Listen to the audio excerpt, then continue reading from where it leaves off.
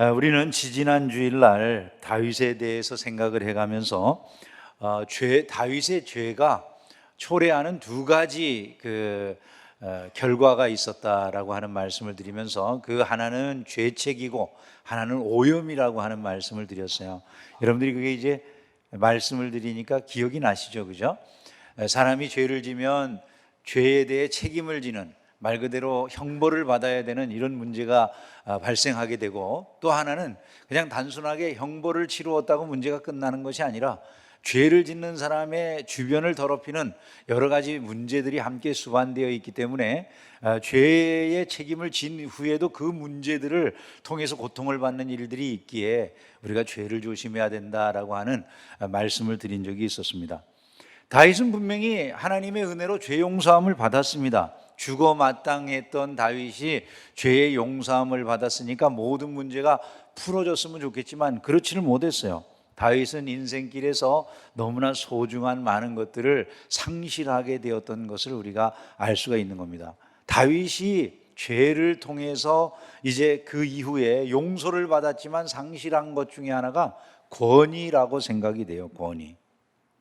오늘 말씀을 보면 참담하기 짝이 없는 말씀이 기록되어져 있어요. 다윗의 아들들 사이에 강간이 벌어지고 또 사람을 죽이는 이런 일들이 벌어진다는 것입니다. 여러분들이 23장 전장의 내용을 다 읽어보시면 이제 그런 이야기들이에요. 다윗의 아들인 암논이라고 하는 이 맏아들이 다윗의 이제 자기하고 다른 이복 여동생, 엄마가 다른 거죠. 이복 여동생 다말을 갖다가 강간하는 이런 일이 벌어졌습니다. 그 일에 대해서 또 그 이복 여동생의 친오빠인 거죠. 그 친오빠가 암논에 대해서 이제 원한을 품고 그 암논을 살해하는 이런 일들이 벌어졌다는 것이. 사실 이런 일들은 도무지 다윗의 가문에서 일어나리라고 상상할 수 없는 일이에요. 어떻게 하나님의 말씀을 소중히 여기는 그런 왕가에서 이런 일이 일어날 수 있느냐, 이런 생각이 든다는 거죠. 성경은 이런 일을 행하는 사람들을 엄격한 형벌로 다스릴 것을 말씀을 했습니다. 레위기 18장 9절과 11절에 보면 너는 내 자매 곧 아버지의 딸이나 내 어머니의 딸이나 집에서나 다른 곳에서 출생하였음을 막론하고 그들의 하체를 범하지 말지니라. 내 아버지의 아내가 내 아버지에게 낳은 딸은 내 누이니 너는 그의 하체를 범하지 말지니라. 이런 말씀이 나와 있어요. 이런 일들은 이방인들이나 저지르는 거다. 그래서 그들의 땅이 더럽혀졌기 때문에 그걸로 인해 그 땅들이 벌을 받고 그들이 이 땅에서 추방되는 거다라고까지 하나님께서 말씀을 해주셨어요. 너희는 이 모든 일로 스스로 더럽히지 말라. 내가 너희 앞에서 쫓아내는 족속들이 이 모든 일로 말미암아 더러워졌고 그 땅도 더러워졌으므로 내가 그 악으로 말미암아 벌하고 그 땅도 스스로 그 주민을 토하여 낸다. 이렇게 말씀을 했습니다. 이스라엘 백성들 안에서도 만약에 이런 일이 일어나게 된다면 동일한 형벌이 그들에게 주어질 것임을 말씀했어요. 너희도 더럽히면 그 땅이 너희가 있기 전 주민을 토함같이 너희를 토할까 하노라. 이 가증한 모든 일을 행하는 자는 그 백성 중에서 끊어지리라. 하나님의 말씀을 만약에 다윗의 가문의 자식들이 조금이라도 소중하게 여겼다고 한다면 이런 짓을 저지를 수가 없겠죠, 그죠? 두려운 마음이 있지 않겠습니까? 다윗의 맏아들인 암논이 하나님의 말씀의 권위도 아버지의 권위도 전혀 인정하지 아니하고 무서운 죄를 그냥 아무렇지도 않게 저질렀다, 그런 것이 이 말씀의 내용이라는 것이죠. 흥미로운 사실이 하나 있어요. 그게 뭐냐면 다윗이 이 말을 듣고 나서 분노했다는 거예요. 분노했대요, 다윗이. 자, 왕이 분노를 했어요. 어떤 이 반응이 있어야 됩니까? 자식들이 벌벌 떨었다든지 신하들이 다 두려움에 사로잡혔다든지 뭐 이런 반응이 있어야 되잖아요. 왕이 화가 났는데, 왕이 분노했는데 그 다음에 우리가 나올 수 있는 기사가 그런 것이 돼야 되지 않겠습니까? 주변에 뭐 모든 사람들이 벌벌 떨고 그 자식들은 그야말로 뭐 어디라도 숨을 곳을 찾아서 다 도망갔더라, 뭐 이런 얘기가 나와야 될 것 같은데 아무 얘기가 없는 거예요. 여러분, 왜 그 다음에 아무 얘기가 없을까요? 다윗의 권위가 예전만 같지는 못한 거예요. 다윗의 권위가 무너진 거예요. 절대적인 권위가 무너진 곳에서 일어나는 일들이 있어요. 그 첫 번째는 권위가 무너진 세상이 혼돈에 빠지게 된다는 거죠. 혼돈에. 이 암논과 압살롬이 저지르는 일은 그야말로 혼돈 그 자체예요. 이들에게 조언하는 요나답이라고 하는 그들의 사촌의 조언 역시도 그야말로 어떤 것도 하나님의 말씀에 통제를 받거나 왕의 통제를 받는 이런 모습이 보여지질 않아요. 권위가 붕괴되니까 그냥 사람들이 하고 싶은 대로 막 하는 이런 모습인 것이죠. 그야말로 혼돈 상황이 지속되는 것을 보게 되는데, 오늘날 우리 사회도 그렇습니다. 우리 사회 도처에서 권위가 붕괴되는 모습들이 보여지는 것 같아요. 오래된 일이죠, 벌써. 여러분, 이런 일들을 상상을 할 수 있습니까? 지금 이런 일이 벌어지는 게 지금 현실입니다, 지금.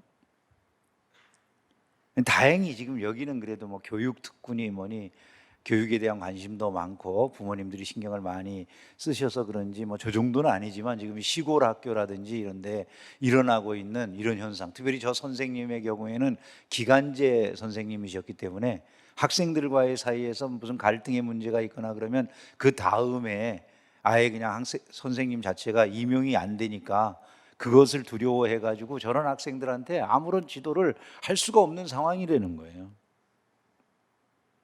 왜 이런 일이 일어날까요, 여러분? 교사의 권위가 다 붕괴된 거죠. 학생들의 인권을 지켜주겠다고 하는 것은 좋은 일이었는데, 의도는 좋았는지 모르지만은 문제는 그 학생들의 인권을 지켜주겠다고 하는 것이 통제할 길이 없도록 모든 권위를 무너뜨리는 것으로 나타난 결과물이라는 게 이게요. 오늘날 세상을 보면 모든 권위를 인정하지 않는 방향으로 흘러갑니다. 물론 이것은 우리 사회에 그동안 있었던 권위주의에 대한 반작용이라고 생각을 할 수가 있겠죠. 권위주의 자체는 잘못된 거라고 우리가 다 알고 있지 않습니까? 뭐 권위가 설 만한 행동이나 능력이나 뭐 그런 힘을 보여주지 못하면서 그냥 위치라든지 나이라든지 자기의 신분이라든지 지위라든지 경제력이라든지 뭐 선후배 관계라든지 이런 거 가지고 남을 찍어 누르려고 하는 이런 것이 일종의 권위주의라고 할 수 있다는 거예요. 근데 이런 권위주의를 사람들이 다 싫다. 그래서 그 권위주의를 갖다가 부정하다 보니까 어느 순간 더 넘어가가지고 이젠 넘어가가지고 권위 자체가 없어져 버린 거예요. 모든 권위 자체가. 이러다 보니까 이제 모두가 고통스러운 그런 사회가 오는 것이죠. 부작용이 드러나는 거예요. 정치의 영역이나 교육의 영역이나 가정에도 어느 정도의 권위는 있어야 되는 건데 그 권위 자체가 깨끗하게 사라지고 없어지니까 이제 저런 현상이 벌어지는 것이죠. 세상이 그야말로 혼돈하다라고 하는 말로밖에는 표현할 수 없는. 여러분, 저게 어떻게 교육이라고 할 수 있겠습니까? 저게 그냥 혼돈한 거죠, 그죠? 뭐 이런 상황이 벌어지고 있다는 것이죠. 권위가 사라진 세상에는 힘 있는 사람들이나 힘 있는 세력이 제멋대로 행동하는 통제 불가능한 그런 세상이 이루어지기 마련인 것입니다. 이스라엘 왕이 권위가 사라졌어요. 그 다음에는 힘 있는 자가 누굴까요? 왕자들이잖아요, 그죠? 그러니까 왕자들이 일어나가지고 지멋대로 하는 거예요. 이제 아버지의 권위가, 왕으로서의 권위가 무너지니까 그 다음에 왕자들이 일어나서 지멋대로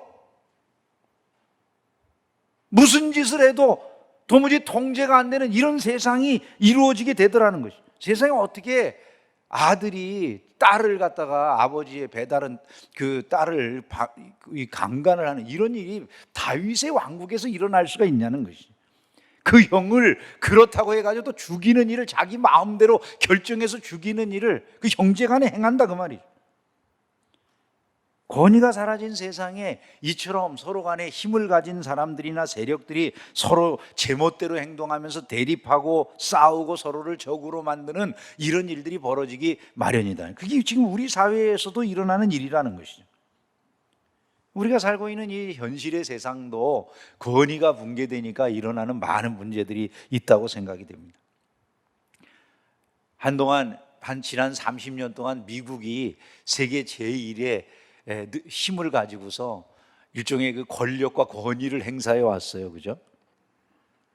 뭐 팍스 로마나 로마의 평화 시대가 있었던 것처럼 지난 30년은 팍스 아메리카나라고 불리울 정도로 미국에 의해서 세계화 시대가 열리면서 미국 하나가 주도하는 그야말로 모든 지구촌이 하나가 돼서 왕래하는 그런 팍스 아메리카나 시대라고 하는 것이 우리 안에 열린 것처럼 보여졌었습니다. 그래서 우리가 뭐 세계를 상대로 장사도 하고 아무데나 통행하면서 무역이 이루어지고 전 세계가 마치 하나처럼 이렇게 왕래하는 이런 일들이 벌어졌던 것이죠. 근데 이제 미국이 뭐 여러분들이 아시는 것처럼 지나친 탐심으로 인해서 미국이 모기지 사태 같은 게 터지고 그러면서 미국의 그 권위가 많이 죽으니까 그냥 금방 그 사이를 치고 이제 중국이 치받고 올라오고, 그리고 이제 여러 민족주의가 여기저기에서 발흥하기 시작하고 이제 뭐 러시아가 일어나 가지고 전쟁을 일으켜도 그걸 어떻게 할 수 없을 거라고 하는 이런 생각들이 들어오니까 막 온갖 일들이 세계에서 다 벌어지잖아요. 그죠? 절대 권위가 사라진 그 자리에 불거져 나오는 혼돈 상황이라 이런 생각이 들지 않을 수가 없는 것이죠. 세계가 지금 얼마나 복잡하게 돌아갑니까? 뭐 우리나라의 셈법은 너무나도 복잡할 것 같아요. 미국을 의지할까 그랬는데 미국에서 막 우리나라에다가 돈을 지원하는 그걸 갖다가 취소시키는 IRA 법안인가 뭐 이런 것들을 통과시켜 가지고 미국이 자기네 자체 문제를 해결하는데 우리나라를 이용만 해먹었다 뭐 이런 식으로 이야기가 나오는 그런 와중에 또 우리나라 그 기업들은 어떻게 행동해야 될지가 복잡한 그런 상황이 되어져 있잖아요. 그죠? 러시아가 자원을 무기로 갑질을 했어요. 그랬더니 유럽이 벌벌 떨어요. 사람들이 다 알게 됐잖아요. 가스라고 하는 것 한 개만 가지고도 온 유럽이 그냥 절절매게 만들 수 있구나. 사람들이 이걸 봤거든요. 다른 나라들도 다 본 거예요. 그러니까 다른 나라도 자원으로 갑질을 하기 시작하는 거예요. 쌀 가지고 갑질하고, 또 어떤 나라는 리튬 가지고 갑질을 하고, 온갖 갑질들이 다 일어나는 거죠. 세계가 다 그렇게 됐어요. 우리나라 전투기, 아주 세계적으로 유명한 우리나라 전투기가 만들어졌어요. KF-21이라고. 여러분 들어보셨어요? 코리안 파이터. 우리나라 대한민국이 대단한 나라죠. 그죠? 그 전투기를 우리나라가 만들었어요. 세상에 6.25 사변 생각해 보면 우리는 그런 게 없어가지고 얼마나 어려웠는데. 그죠? 근데 전투기를 만드는 그런 나라가 됐는데 제가 깜짝 놀랐어요. 전투기 실험 비행을 하는데 인도네시아 국기가 같이 있어요. 우리나라에서 만든 비행기예요. 우리나라 전투기예요. 근데 우리나라 전투기에 인도네시아 국기를 같이 붙여놨어요. 왜 우리나라 전투기에 인도네시아 국기를 같이 붙였을까? 인도네시아랑 공동 개발하는 거로 해가지고 돈을 인도네시아에서부터 뭐 일정한 부분을 아마 조달받기로 했는가 봐요. 뭐 그게 얼마나 큰 돈은 아닌 것 같은데 좀 일부를 인도네시아가 지불을 해서 같이 공동 개발을 해가지고 비행기 5대를 만들면 뭐 한 대는 뭐 인도네시아에게 인도해 준다 뭐 이런 식이었던 것 같아요. 그런데 그렇게 하는 과정에서 인도네시아가 우리나라한테 돈을 제대로 지불하지 않았는데도 우리나라에서 그걸 붙여놨다는 거예요. 국민들의 국민 감정으로 보면 인도네시아 국기 빼도 될 것 같아요. 제 생각에도 저거 확 지워버리지 그냥 이런 생각이 나는데 그걸 우리나라 공군에서 그거 안 지우고 붙여놨더라고요. 그 국가적인 의미가 있을 거 아니에요. 왜 그러는가 뭐 그래 봤더니 인도네시아가 중국이 우리한테 하도 자원 갑질을 하잖아요. 뻑하면 우리 여러 가지로 조이고 압박하고 자원 가지고 압박하는데 인도네시아가 중국이 우리 자원 압박할 때 대체할 만한 국가라는 거예요. 근데 인도네시아도 과거에는 그냥 광산을 갖다가 니네들이 개발해서 가져가세요. 그리고 자기네들 개발할 능력 없으니까 그랬는데 자원이 얼마나 큰 역할을 하는지 이제 알게 되니까 우리나라 국민들한테 인도네시아가 또 갑질하는 거예요. 돈 준다고 그랬다가 물건 팜유로 준다고 그래. 우리나라는 그 팜유라도 받아오겠다고 그러고. 이러면서 지금 이런 일들이 진행이 되는 겁니다. 참 놀라운 일이죠. 세계가 지금 이러고 있는 상황이라는 거죠. 미국이 금리 인상을 합니다. 금리 인상을 해가지고 막 달러 값이 뛰기 시작했습니다. 지금 벌써 한 1,400원, 1,500원 가까이도 오를지도 모른다라고 하는 뭐 그런 얘기가 있는데, 달러가 오르는 거는 다른 문제가 아니잖아요. 아니, 수입 물가가 막 오르는 거잖아요. 우리나라 수입 물가가 어마어마하게 치솟아 오르는 거니까 이제 우리나라 국내의 모든 물가가 뛴다는 거를 그저 자연스럽게 말해주는 거거든요. 그러니 국민이 다 불안하고 걱정되고 지금 세계의 흐름을 바라보면서 마음이 안타깝기 짝이 없는데, 힘 있는 사람들은 아무렇지도 않은 것처럼 자기네들끼리 싸워대니까 우리는 막 걱정이 남지. 왜 그런 것 같으세요, 여러분? 대통령의 권위가 전혀 없는 사회가 됨으로써 이런 일이 일어난다는 것이죠. 그리고 그 권위 상실의 근본에는 서로를 믿지 못하게 만드는 죄의 문제가 항상 연루되어져 있다는 거예요. 서로를 믿지 못하게 만드는 죄의 문제가, 이제 서로를 아무도 믿지 못해요. 교사와 가장과 종교의 권위가 다 무너졌잖아요, 그죠? 그걸로 인해서 일어나는 일이 뭐 같았어요? 사회 질서가 붕괴되어지고 미풍양속이 깨져요. 선생님의 권위를 아까 우리가 봤잖아요. 저 정도까지 무너진 줄 여러분 생각이나 하셨습니까? 가장의 권위가 무너진다, 뭐 기독교의 모습은 수리남인가 하는 이 드라마상에 얼마나 우습게 묘사가 되는지 말도 못하게 그냥 요즘은 얻어 터지는 대로 맞는 거예요, 그냥 교회가. 할렐루야! 가짜 목사가 그러는 걸 교회 목사라고. 그 가짜 목사잖아요, 그죠? 가짜 목사가 하는 거를 갖다가 왜 그걸 목사들이 그런 모습으로 보여지도록 그렇게 굳이 묘사를 해야 될지 모르지만, 약간 그게 결국은 그 사람들이 기독교를 희화화하는 그런 내용들이에요. 사람들의 눈에 모든 것이 그렇게 비추어져요. 더 이상 목사나 신부나 승려나 이런 사람들이 거룩한 존재들로 보여지진 않아요. 근데 여러분, 이런 결과가 뭐가 될 것 같으세요? 무질서한 세상이 되기가 쉽죠. 자기 하고 싶은 대로 하는 거예요. 제가 이런 말씀을 드리면 꼰대라고 할까봐 좀 조심스럽긴 한데, 얼마 전에 지하철을 타고 가다가 실제로 경험한 일이기 때문에 제가 지하철을 타고 잠깐 잠이 들었어요.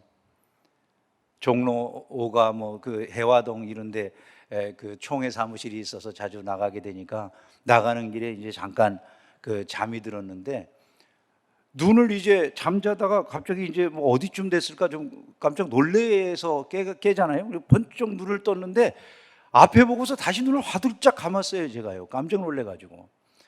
눈을 떴는데 눈앞에 배꼽이 보이는 거예요.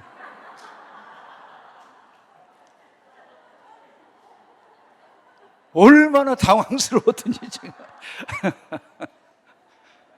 아니, 저절로 눈을 감은 다음에 이걸 언제 떠야 되나, 얘가 앞에 있으면 이걸 언제 떠야 되지? 이런 생각을 하고 고민을 했어요.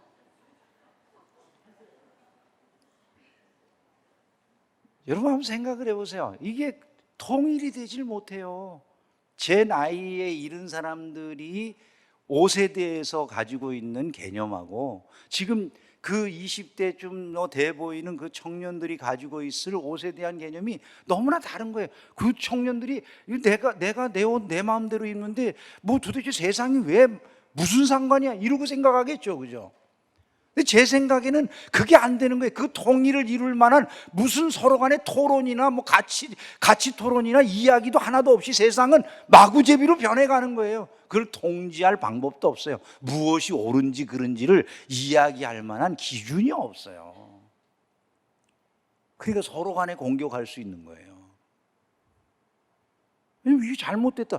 어른은 어른대로 젊은이들에게 그게 무슨 옷차림이 그게 뭐냐 이럴 것이고요. 그 젊은이는 도대체 내가 그런 옷을 입는다고 당신이 날 도와줬습니까? 뭐 이렇게 이야기할 거라는 거죠.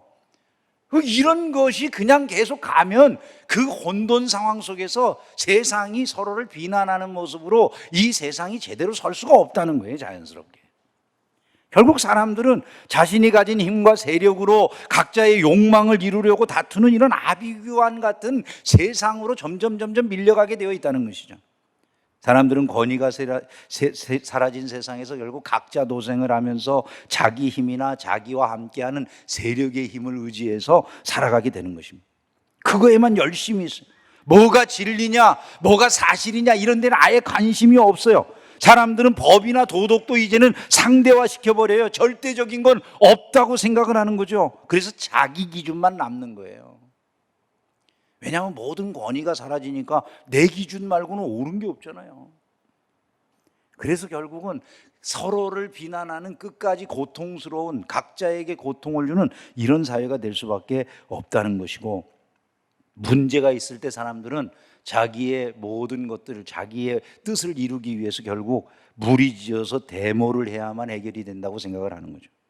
왜냐하면 자연스럽게 기댈 권위가 없기 때문에 무리지어서 힘을 과시해야 된다고 생각을 하는 거예요.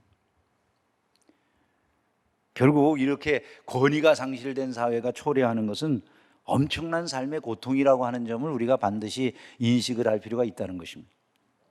자, 이 말씀이 우리에게 주는 교훈을 간단하게 정리하고 말씀을 맺겠습니다. 다윗의 권위가 사라진 그 자리에 모두가 고통받는 시대가 열렸어요.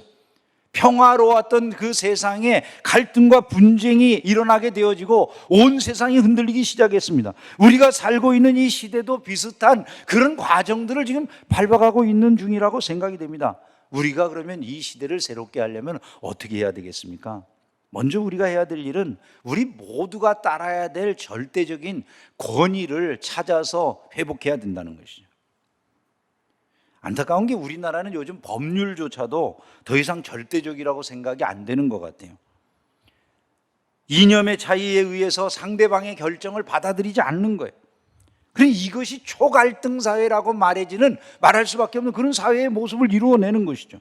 법정에서 무슨 결정이 내려지면 수긍하는 게 아니에요. 사람들이 이거 우파 판사가 결정 내려서 그래, 이건 좌파 판사가 결정 내려서 그러는 거야, 이렇게 생각을 하지, 이것이 정말 정당한 판결이라는 생각들을 별로 안 해요. 내 뜻대로 판결이 안 되면 다 자기의 이념에 따라서 다른 생각들을 하고 있더라는 것이죠. 여러분, 이것은 엄청나게 위험한 사회라는 것을 우리에게 말해주고 있는 것입니다. 대한민국이 얼마나 위험한 사회인가 하는 것을 우리에게 보여주는 내용이라는 것이죠. 법은 사회 유지를 위한 그 시대의 마지막 마지노선과 같은 것 아니겠습니까? 법 앞에서의 평등이니 이런 얘기를 하는 게 그런 뜻 아니겠어요? 근데 법이라고 하는 것 자체도 다 하나의 갈등을 유발하는 요인이 될 뿐이지, 그 법이라고 하는 게 절대적인 의미를 지닌다는 생각을 갖지 않게 되었다는 것이죠. 결국 법의 권위로 모든 사람들을 통솔하는 이런 시기도 이미 지나가 버린 것 같아요. 지금 우리 사회는 법보다도 더 높은 인간성의 기초가 되어야 될 도덕성에 기초하는 권위를 되살려내야 된다, 이런 생각이 요즘 드는 것입니다. 우리 사회가 도덕성에 기반해 가지고 권위를 되살려내려면 한 3가지 정도의 가능성이 있을 것 같아요. 첫째는 유교의 권위, 둘째는 불교의 권위, 셋째는 기독교의 권위. 이 3가지 정도가 아마 우리 사회의 가장 근본적인 인간성의 기초를 만들 만한, 권위 있는 기초를 만들 만한 근거가 되지 않을까 싶습니다. 근데 여러분, 유교를 우리가 지금 이 시대에 하나의 우리 사회의 권위를 이룰 수 있는 근거로 만들 수 있으리라고 생각이 되세요? 유교로부터 비롯한 남성 제일주의적인 그런 사상이라든지 너무 지나친 권위주의의 배출, 이 모든 게 유교로부터 나왔다라고 생각이 되면 유교가 지금 이 시대에 다시 중심에 선다는 건 쉽지 않은 문제입니다. 불교는 어떨 것 같으세요? 마음의 욕심을 제해주는 점에서 굉장히 큰 역할을 할 수는 있겠지만, 청빈이라고 하는 거, 가난을 갖다가 제일 큰 덕목으로 세워가지고 세상의 모든 세속의 모든 가치를 다 끊어버리고 홀로 들어가서 참선을 해야 되는, 만약에 이런 절대 가치가 세상에 통용이 된다면 이 경쟁 많은 세상 안에서 대한민국이 설 자리가 있겠습니까, 여러분?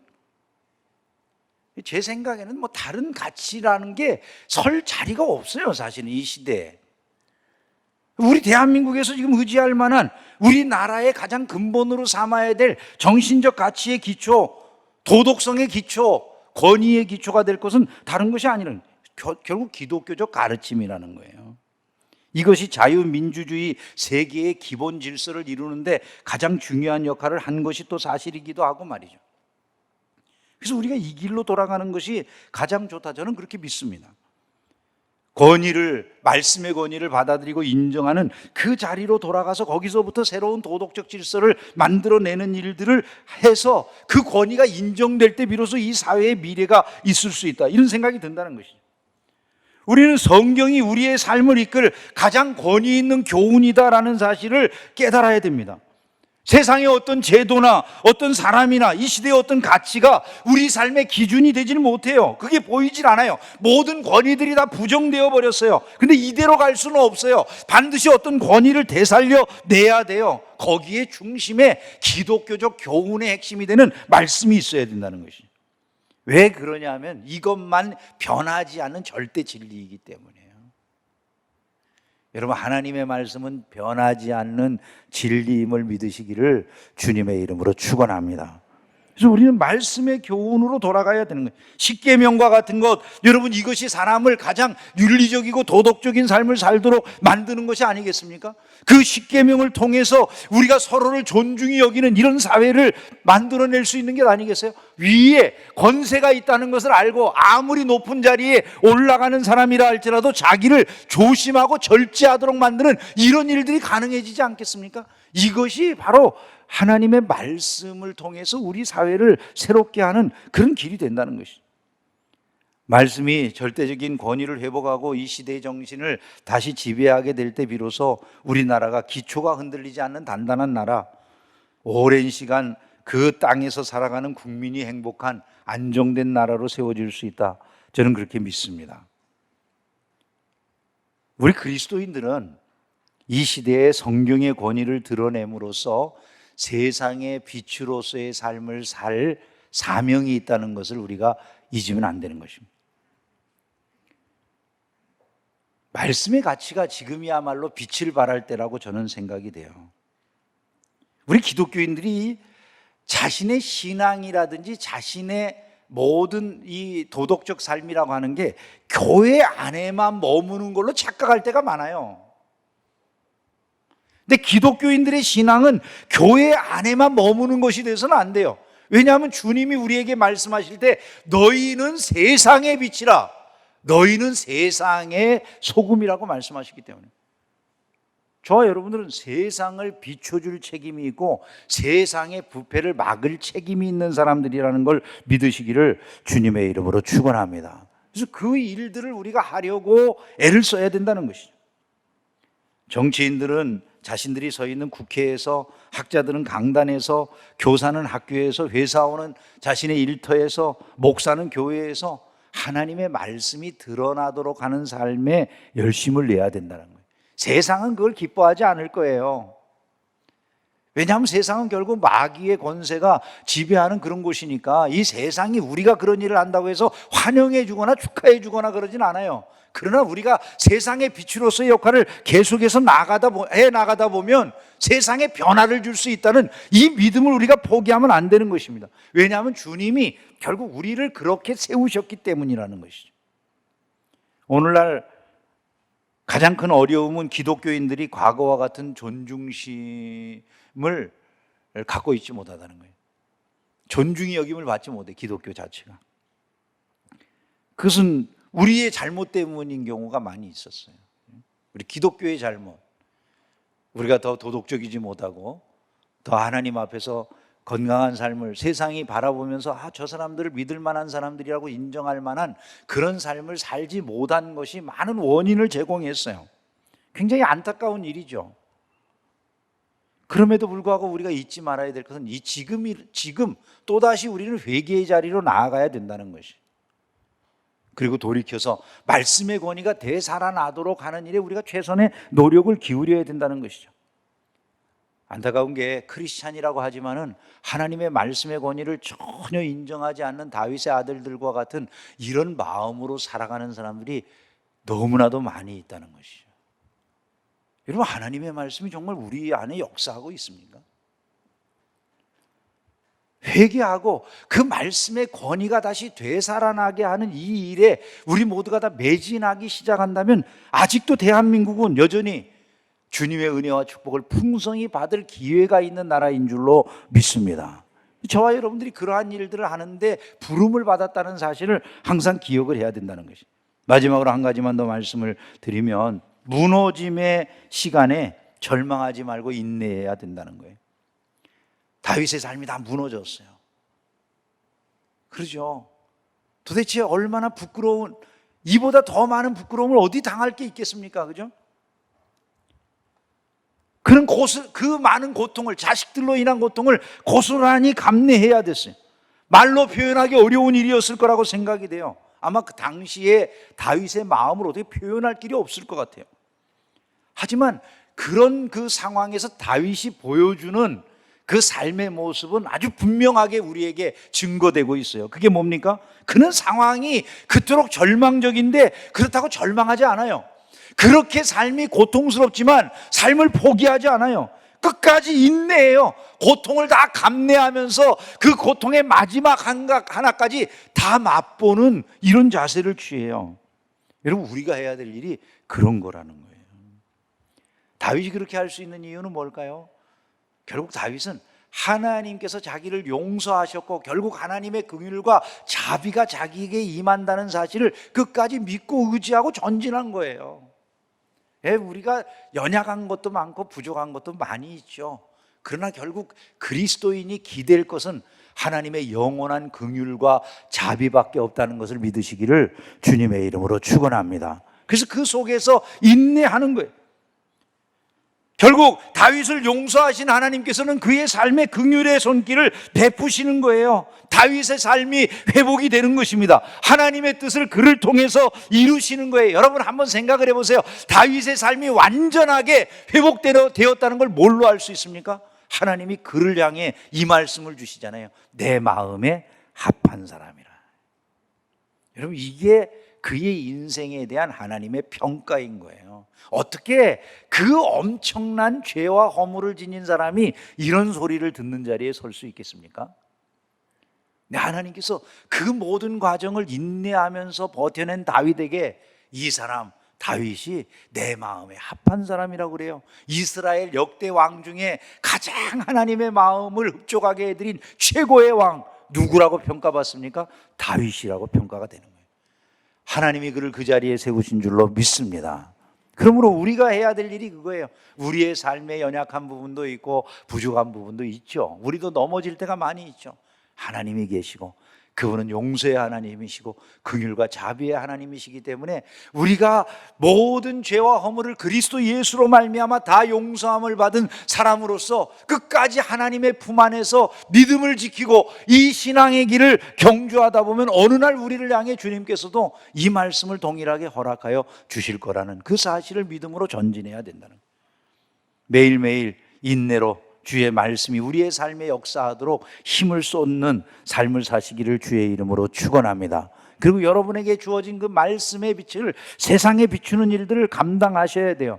그것으로 어두움을 몰아내는 일들을 적극적으로 감당하셔야 돼요. 포기하고 싶은 마음이 들 때 그래도 여러분들이 그 자리에 서서 묵묵히 견디며 다시 말씀을 세우는 일들을 열심히 감당하다 보면 어느 날 대한민국은 사람들이 살만한 세상으로 모두가 서로를 아끼고 존중하는 사회로 정말 아름다운 인간성이 있는 그런 사회로 세워져 가게 될 줄을 믿습니다. 이런 나라 저와 여러분들이 이루어갈 수 있기를 진심으로 소망합니다. 기도하겠습니다.